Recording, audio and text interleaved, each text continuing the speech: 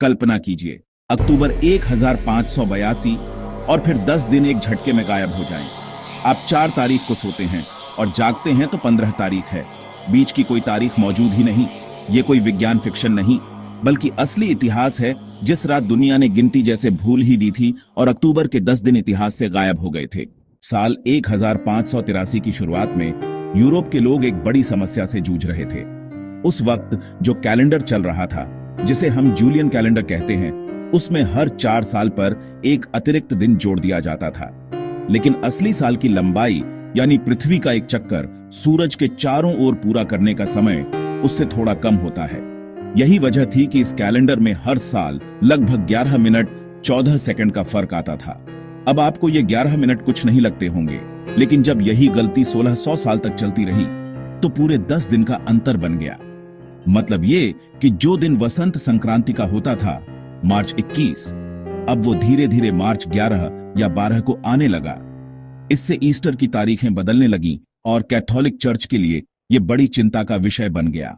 इसी वजह से 1085 में पोप ग्रेगरी 13वें ने कुछ वैज्ञानिकों और खगोल शास्त्रियों की मदद से एक नया कैलेंडर सुधारने का फैसला लिया। इस फैसले को इंटर ग्रेविसिमास नाम का आदेश कहा गया, जो फरवरी 1082 में जारी किया गया। इसमें तय किया गया कि अक्टूबर के महीने में 4 तारीख के बाद सीधे 15 तारीख आएगी, यानी लोगों की जिंदगी से 5 से लेकर 14 अक्टूबर तक के पूरे 10 दिन हटा दिए गए। 4 अक्टूबर को लोग सोए थे और जब सुबह उठे तो कैलेंडर में 15 तारीख दिख रही थी। जो लोग किराया वसूलते थे वो परेशान, जो मजदूरी लेते थे वो परेशान। लोगों को लगा जैसे किसी ने उनकी जिंदगी के 10 दिन चुरा लिए हों। शुरुआत में यह बदलाव केवल कैथोलिक देशों जैसे इटली, स्पेन, पुर्तगाल, पोलैंड और पोप के राज्य में लागू किया गया।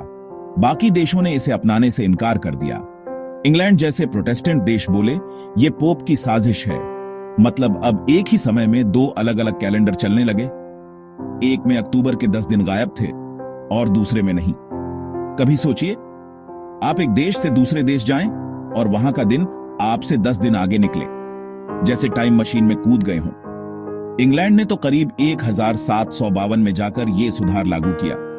वहां भी लोगों की जिंदगी से एक झटके में 11 दिन काट दिए गए। इसी तरह रूस ने और देर किया। उन्होंने यह बदलाव 1918 में जाकर अपनाया। यह बदलाव सिर्फ तारीखों का नहीं था, यह एक राजनीतिक, धार्मिक और वैज्ञानिक संघर्ष भी था। चर्च चाहता था कि धार्मिक त्योहार जैसे ईस्टर सही समय पर आएं। वैज्ञानिक चाहते थे कि कैलेंडर खगोलीय हिसाब से सही चले, और जनता को समझ ही नहीं आ रहा था कि अचानक 10 दिन कहां चले गए। जूलियन कैलेंडर में हर 4 साल में एक लीप ईयर होता था, यानी एक अतिरिक्त दिन। लेकिन ग्रेगोरियन कैलेंडर ने ये नियम थोड़े बदले।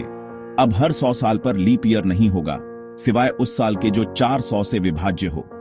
इसी सुधार के कारण आज हमारे कैलेंडर का मिलान सूरज की चाल से काफी हद तक मेल खाता है।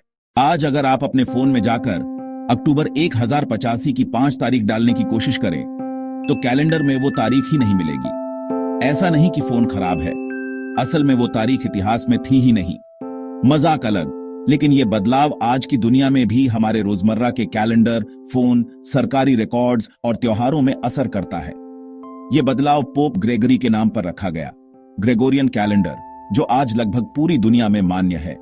लेकिन ये मत भूलिए, ये इतिहास का वो हिस्सा है जहां विज्ञान, धर्म, राजनीति और आम जनता सब एक ही पन्ने पर नहीं थे, और इसी खींचतान में 10 दिन हमारी इंसानी जिंदगी से मिटा दिए गए।